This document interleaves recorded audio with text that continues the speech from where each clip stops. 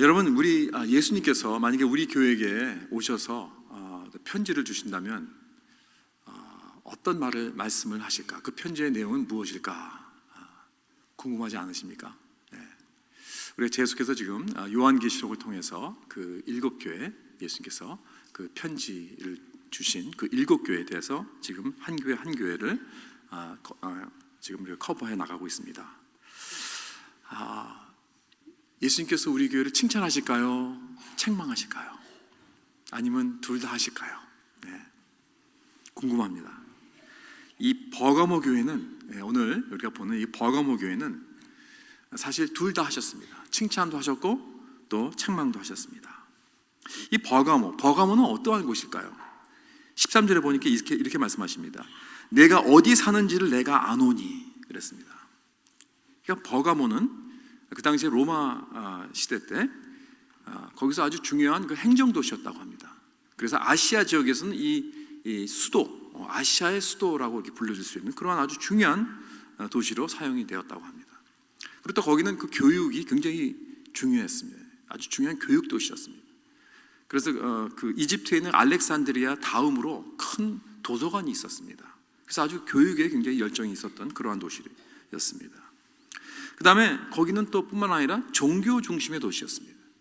여러 가지 이 신전들이 많이 있었습니다. 6개의 그 그리스 신전이 있었고, 그 다음에 그 이집트의 그 세리피스 신전이 있었고, 또 로마 황제들의 신전도 많아서 그 이방 종교의 그 중심지라고 우리가 할 수 있습니다. 그래서 버가모 교인들은 이러한 도시에서 살고 있었습니다. 그래서 예수님께서는 이렇게 시작을 하십니다. 내가 너희들이 어느 곳에 사는지 안다. 어떤 지역에 사는지 안다. 그렇게 말씀하시면서 13절에 뭐라고 그러시냐면 그 도시는 사탄의 권자가 있는 데라. It's where Satan's throne is. Satan's throne이 있다는 데예요. 버가모 크리스천들은 사탄의 보좌에 앉아있는 그런 정말 이런 행정적으로나 또는 교육적으로나 종교적으로 아주 사탄이 완전히 보좌에 앉아있는 그러한 무시무시한 그런 도시에 살고 있었습니다. 그러면서 그곳에서 교회를 세우면서 주님께 충성하려고 몸부림치고 있었던 그러한 교회라는 것을 예수님은 아신다는 거예요.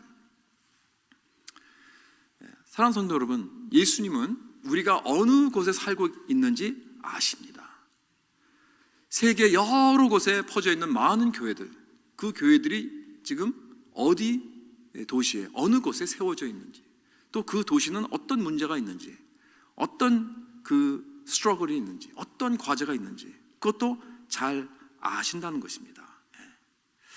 그래서 어떻게 세상과 잘 싸워가야 하는지도 아십니다. 그래서 모든 교회가 다 똑같다고 말씀은 안 하십니다.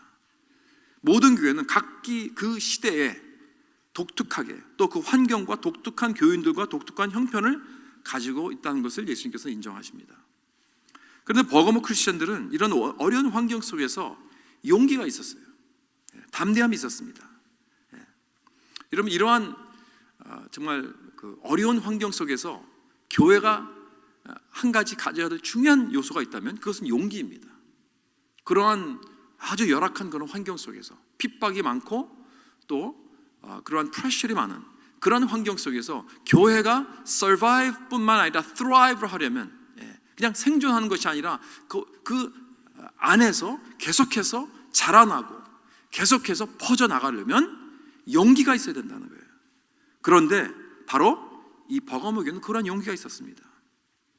정말 끝까지 충성하는 그러한 아주 중요한 교회였습니다. 이것에 대해서 예수님께서 그 교회의 한 교인을 예로 듭니다. 13절에 보니까 내 충성된 증인 안디바가 너희 가운데 곧 사탄이 사는 곳에서 죽임을 당할 때에도, 그럴 때에도 그들은 위축되지 않고 순교한 안디바와 함께 서서 예수 그리스도를 붙잡았다는 것입니다.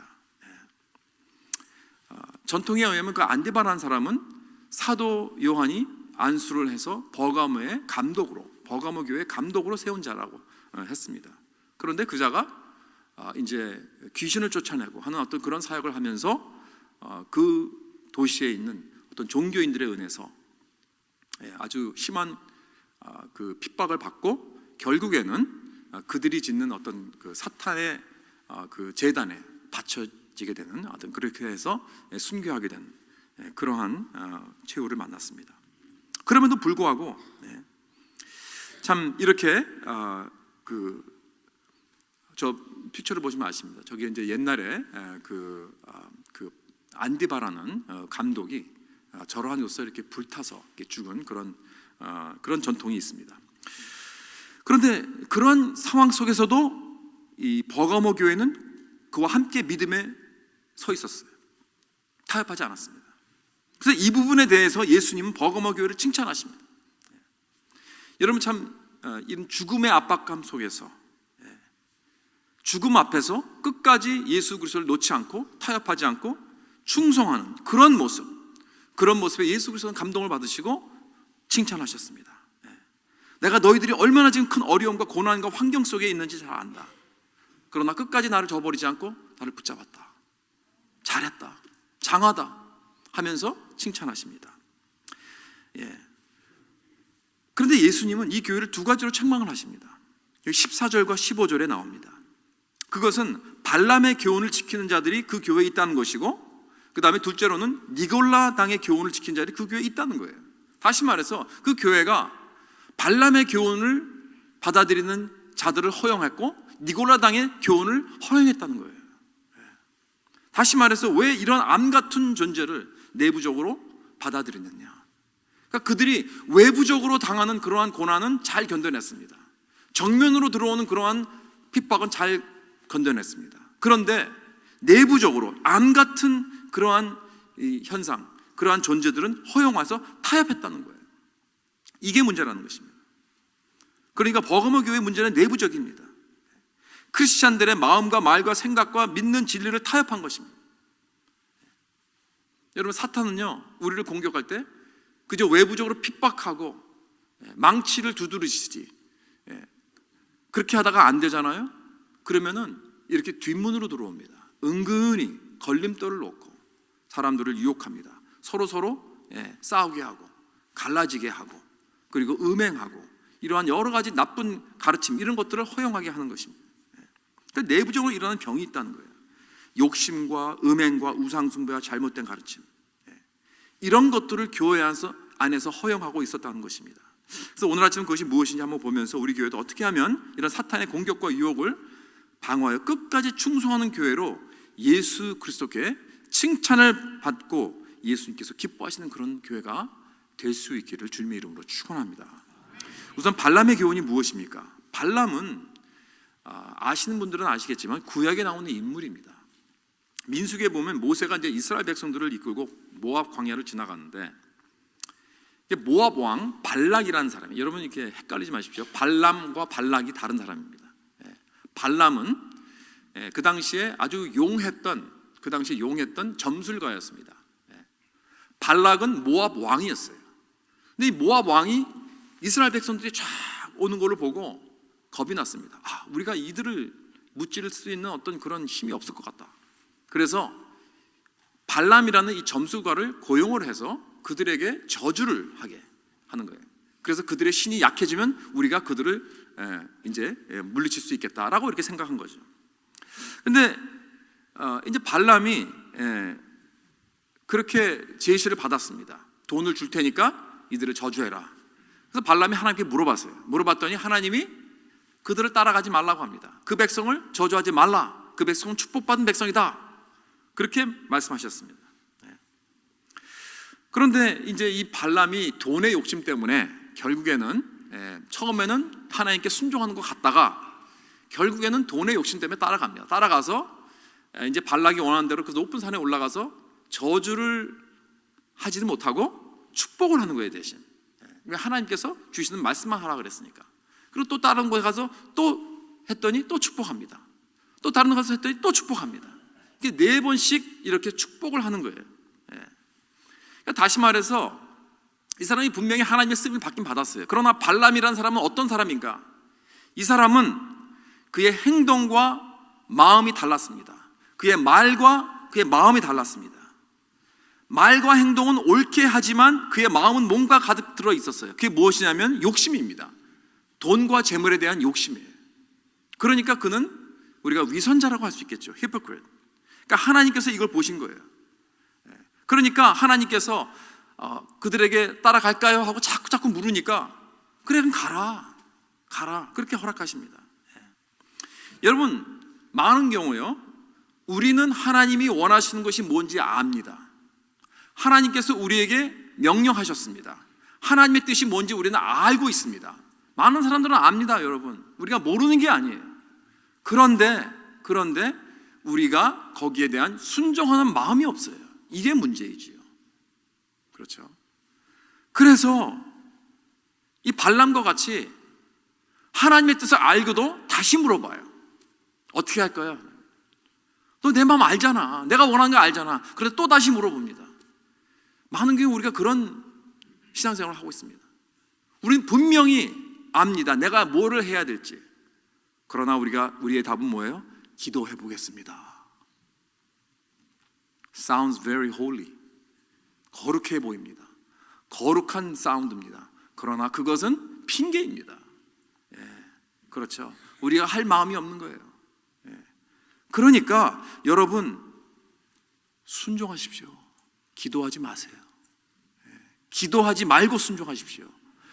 여러분이 하나님의 뜻이 뭔지 알면서, 하나님께서 원하신 것이 뭔지 알면서 기도한다고 핑계대지 마십시오. 순종하십시오. 하나님은 순종이 제사보다 낫다고 말씀하십니다.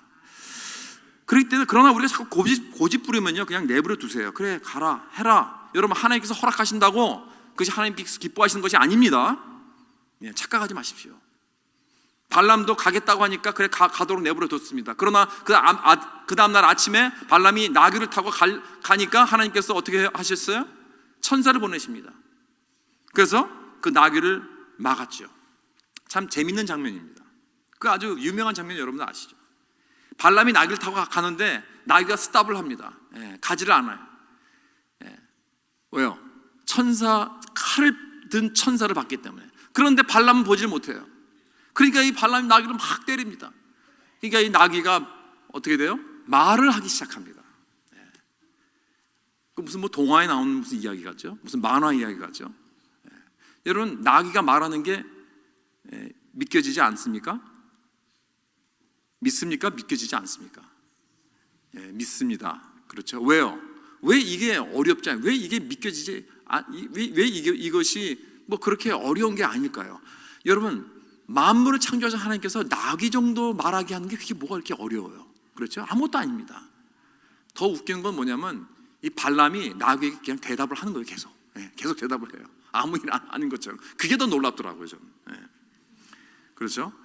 여러분, 그래서 이 발람이 이제 보지를 못하는 이 천사를 나귀는 봤다는 거예요. 그러니까 말을 합니다. 하나님의 계시를 말을 합니다.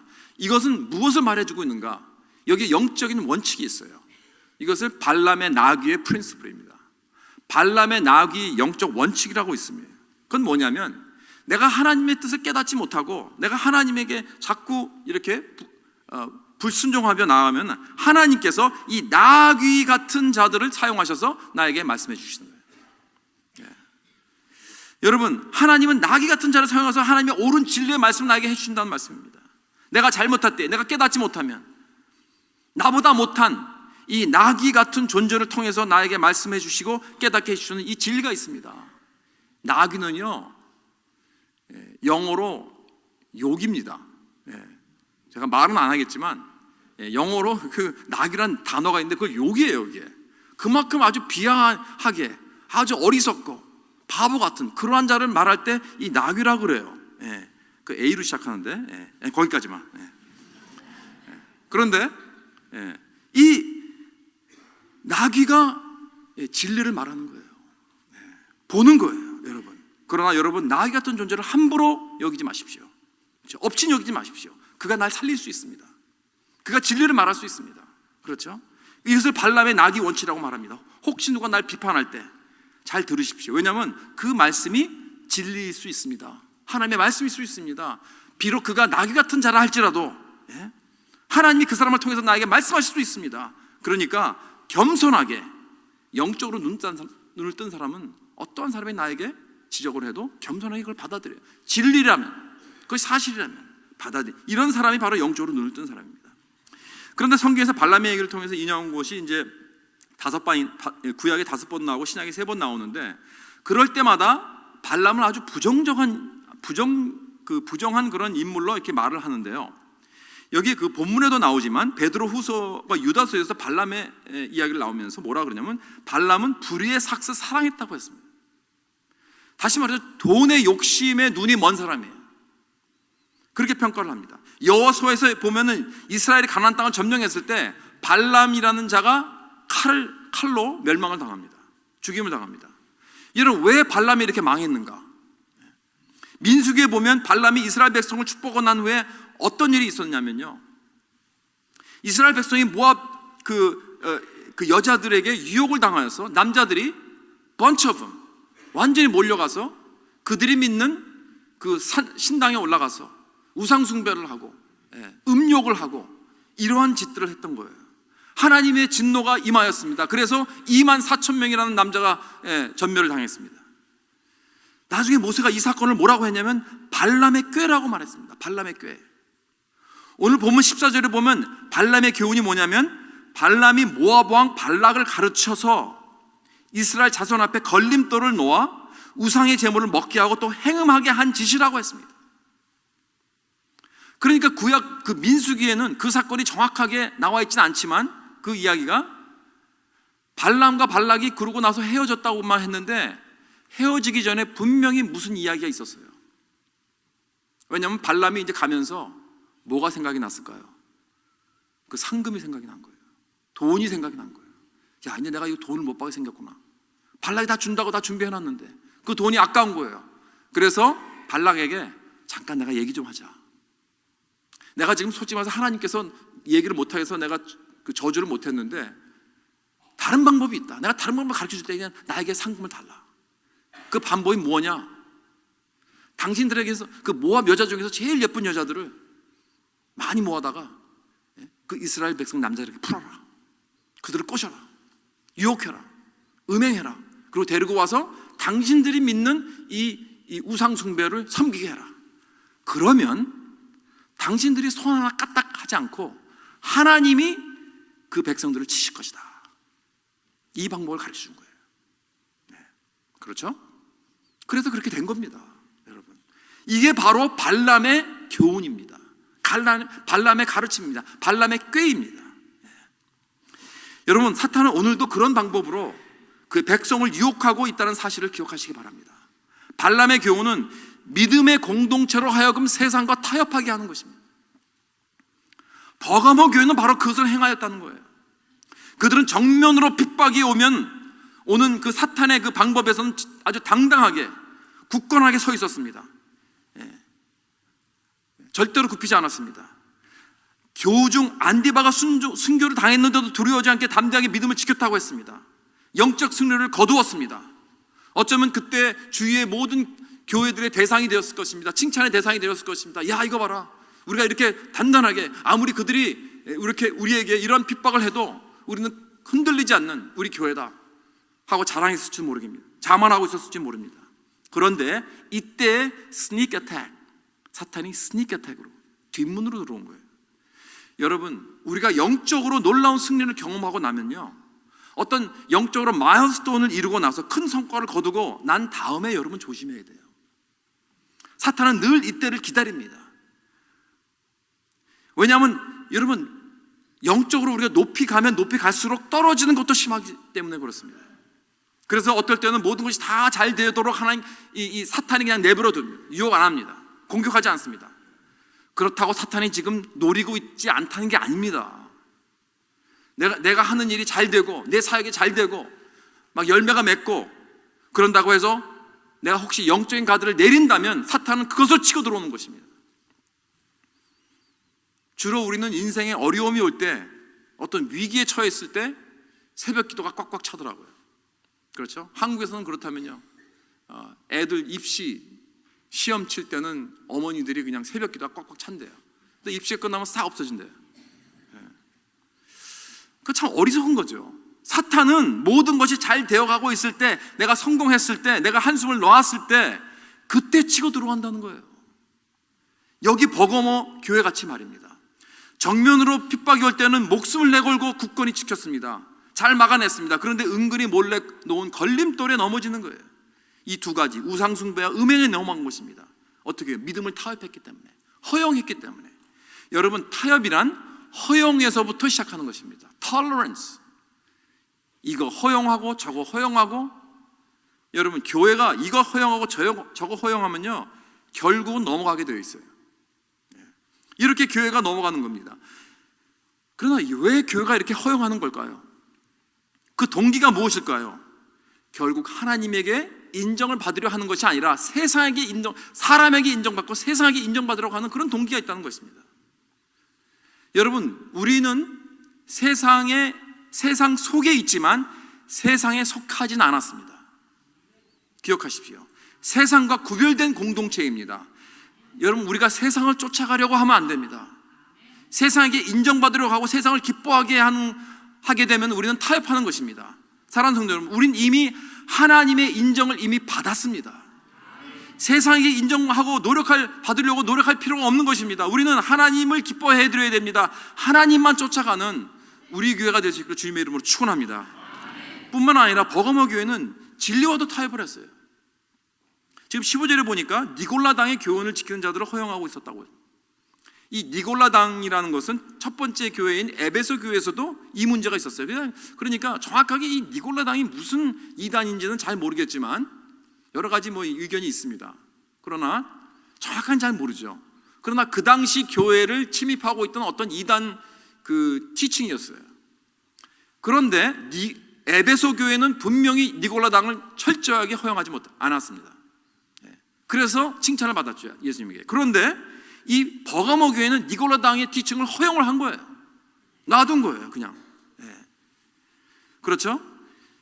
여기서 우리가 아주 중요한 진리를 하나 짚고 넘어가야 됩니다. 교회란 모든 사람을 다 허용하는 곳입니다.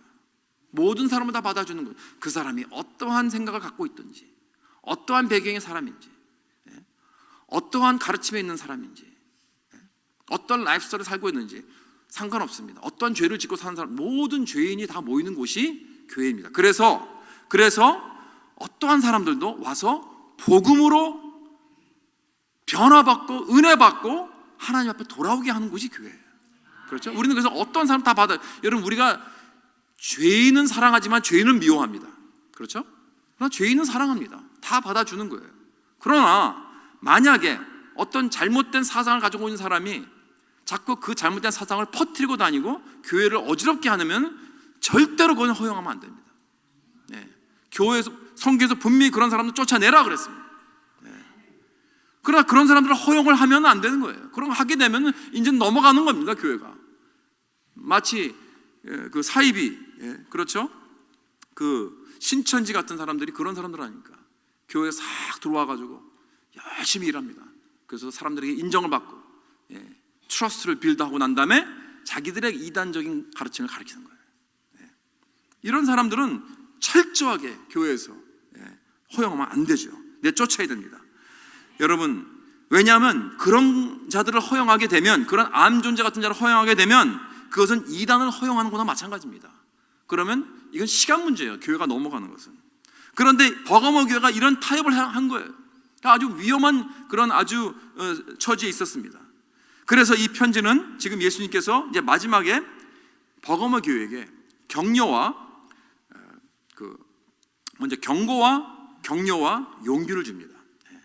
회개하라, 경고하십니다. 그러지 않으면 내가 속히 가서 내 입의 검으로 그들과 싸우리라. 예수님께서 직접 싸우겠다고 하십니다. 여러분, 이거 무서운 말씀입니다. 빨리 바꾸지 않으면 예수께서 직접 그 안세포 같은 그런 존재들과 싸우신대요. 무서운 심판의 말씀입니다. 그러나 이기는 자들은 세 가지를 주신다고 약속하십니다. 숨은 만나와 흰돌과 새 이름. 여러분, 숨은 만나는 무엇을 상징하고 있나요? 요한복음에 보면 예수께서 자신이 바로 하늘에서 내려온 만나라고 하셨습니다. 생명의 떡으로 우리에게 오셔서 우리를 먹여주십니다. 우리 믿는 자들은 숨은 만나가 있습니다. 여러분, 예수님을 먹고 마시며 그가 내 안에 내가 그 안에 있는 그 아름다운 교제와 그 밀접한 관계를 경험할 수 있는 우리에게 영적 잔치가 있는 거예요.